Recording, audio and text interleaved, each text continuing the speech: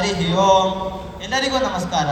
ಇಂದು ನಮ್ಮ ತಂಡವು ಶ್ರೀರಾಮ ಹಾಗೂ ಭರತನ ನಡುವೆ ಕಾಡಿನಲ್ಲಿ ನಡೆಯುವ ಸಂಭಾಷಣೆಯ ಬಗ್ಗೆ ನಾವು ಡ್ರಾಮಾವನ್ನು ಮಾಡುತ್ತಿದ್ದೇವೆ. ದಯವಿಟ್ಟು ಇದನ್ನು ನೋಡಿ ದಯವಿಟ್ಟು ನೋಡಿ ಸಹಕರಿಸಿ.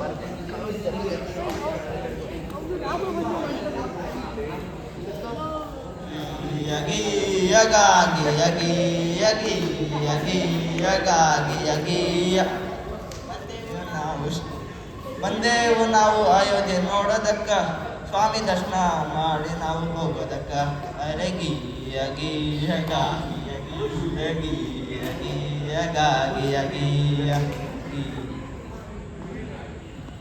ಭರತ ರಾಮನನ್ನು ಹುಡುಕುತ್ತಾ ವನಕ್ಕೆ ಹೋಗುತ್ತಾನೆ. ಅಲ್ಲಿ ರಾಮನನ್ನು ನೋಡುತ್ತಾನೆ.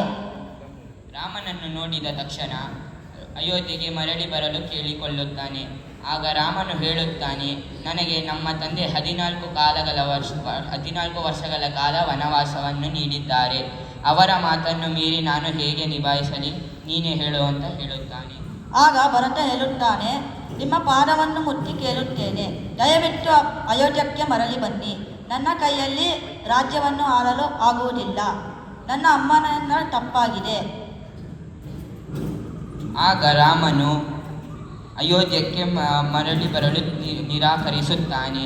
ಏಕೆಂದರೆ ಅವರ ತಂದೆಯು 14 ವರ್ಷ ವನವಾಸವನ್ನು ನೀಡಿದ್ದಾರೆ.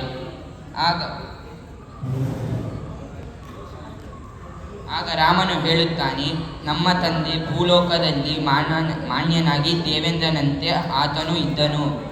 ಅವರ ಮಾತನ್ನು ನಾನು ಹೇಗೆ ಮೀರಲಿ ಎಂದು ಹೇಳುತ್ತಾನೆ. ಆಗ ಭರತನು